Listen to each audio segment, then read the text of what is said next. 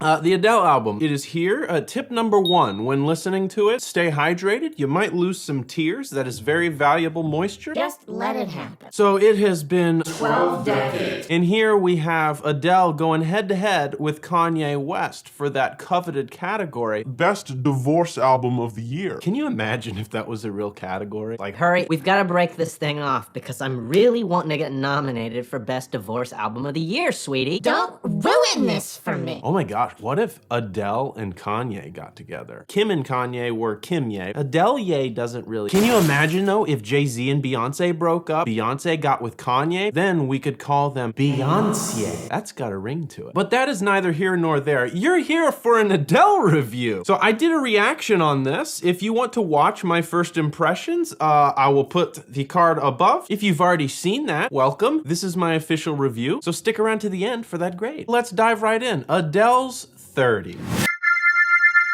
So this album is a 12-song album. It's 12, right? It's 12. Unless you have the Target exclusive or whatever edition that has the bonus songs, there are 3 extras. I really did find a lot to like about this album. There were some things that I wasn't fond of at first that I had to grow into, but let's start from the top. First off, we have Strangers by Nature. I'm not gonna beat around the bush here. This is an incredible track. This one is one that captivated me as soon as it started playing. I mean, that switch up in the chorus to that moody minor feel is just hauntingly beautiful. And her at the end of the song singing those ooh oohs or oh oh ooh ooh oh ooh ee ooh ah ah ding dang.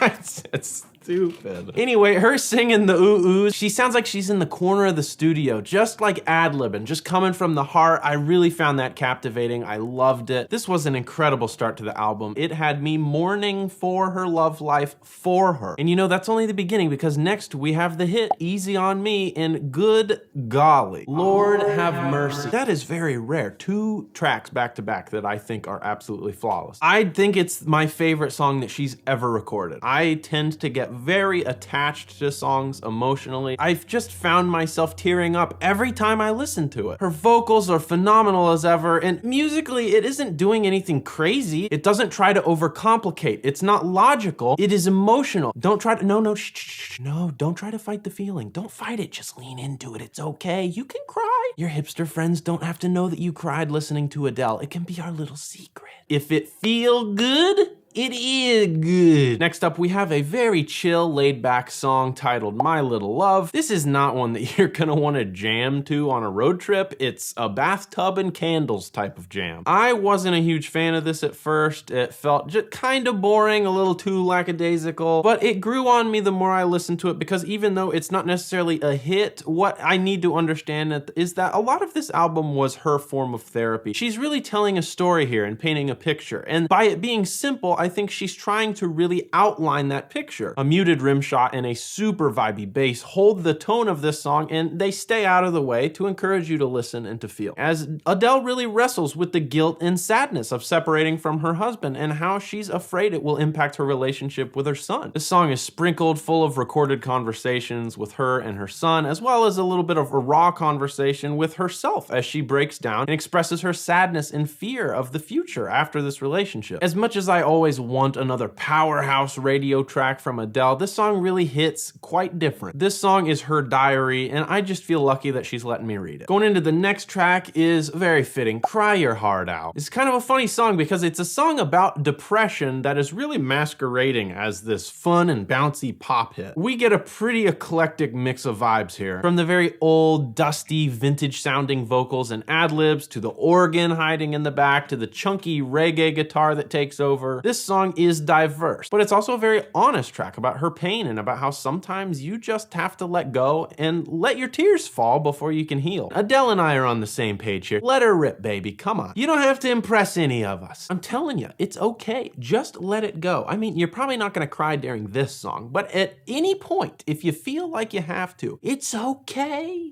Hello, sorry for the interruption. If you're liking this video, why don't you hit like? It's free. It doesn't cost you anything. It takes you no time. It really helps me out. Thank you so much. I love you. You are a gentleman or gentlewoman and a scholar. Back to the video.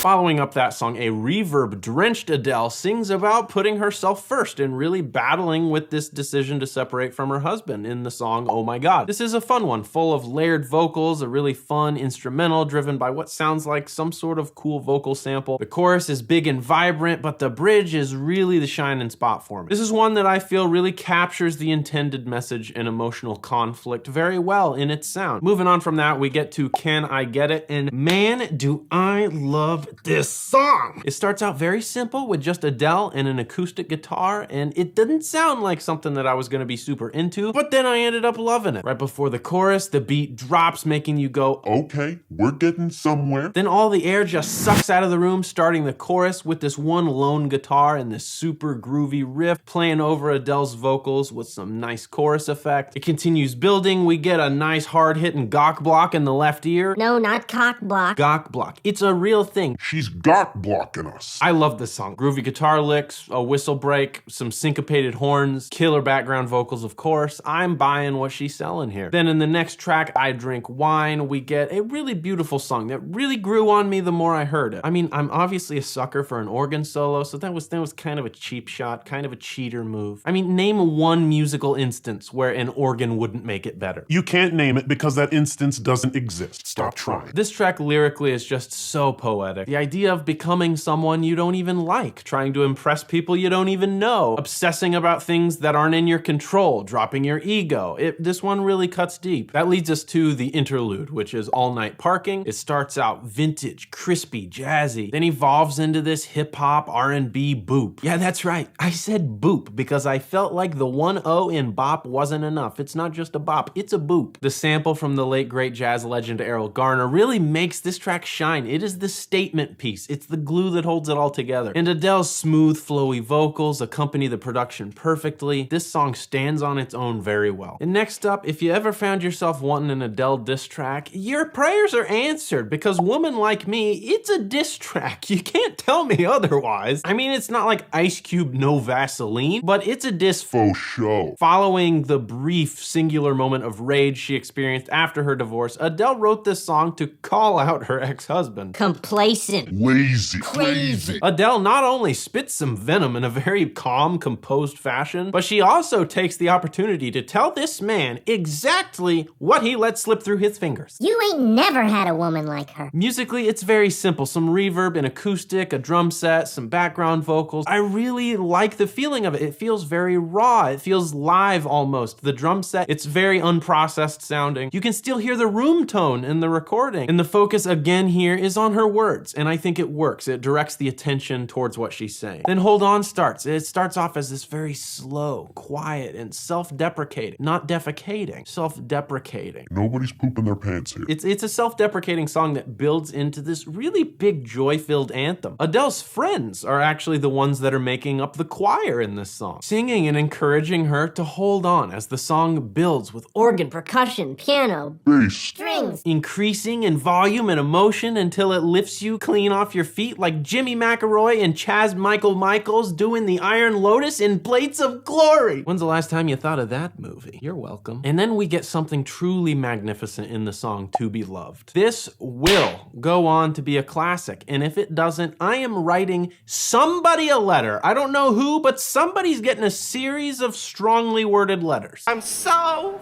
freaking pissed. It's a slow and emotional piano ballad, and it really feels to me like one of the strongest songs of her career. If you didn't cry when you heard Easy on Me, this is your tear duct's time to shine, baby. Let her rip. I promise I'm not emotionally unstable. I'm not like crying all the time. I just really like this album, okay? I really connect to music. Leave me alone. I really don't know what to say about this song. It really did leave me pretty speechless. It's a prime example of what I love about music. She has said in interviews that when she sits down to write music, she doesn't sit down like, All right, how do I make another hit?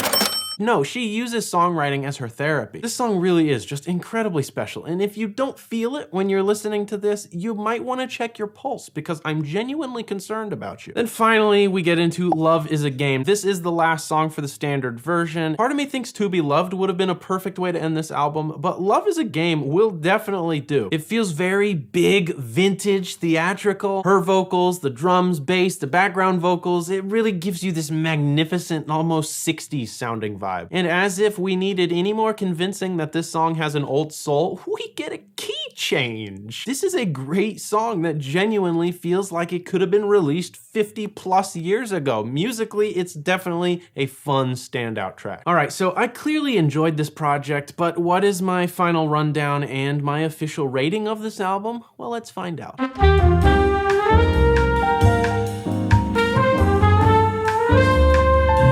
Man, what a project. I vibed, I cheered, I cried a little. This album really gave me something special. There were moments when I wished the tempo would pick up a little. There were moments where I wanted her to give me some more power. But ultimately, after the first listen, I immediately began slowing down on those critiques and realizing, you know what? This album really is special, not just audibly to the listener, but clearly to Adele too. Every time I listened, I gained a new appreciation for every track, and the ones that I love just kept growing on me more and more. I'm definitely gonna have to revisit her old projects back to back to back before I put this statement into stone, but dare I say, I think this might be Adele's magnum opus. This just might be my favorite project she's ever released. It's really special when an artist goes through something personal and they use their music as a diary and their therapy, and then they leave the door cracked so that you can come in and enjoy it. I find that so freaking special. I feel so honored and privileged to get to experience that. Am I gonna be jamming to it on every freaking road trip like I'm jamming to Silk Sonic? No, it's a totally different feel, but it's a really deep cut that delivers musically too, and I think this is definitely going on my list of best albums I've heard this year. I give this album a very, very rock solid A. So what do you think? Do you agree? Do you disagree? What's your favorite track? Again, if you want to watch my reaction to this album, I did a video to that last week. Thank you so much for watching, everybody. Don't forget to hit subscribe if you want to see more. Hit the like button, maybe share it with a friend. I really hope you enjoyed this review, and as always, I love you, and there is nothing that you can do about it. Have a great day.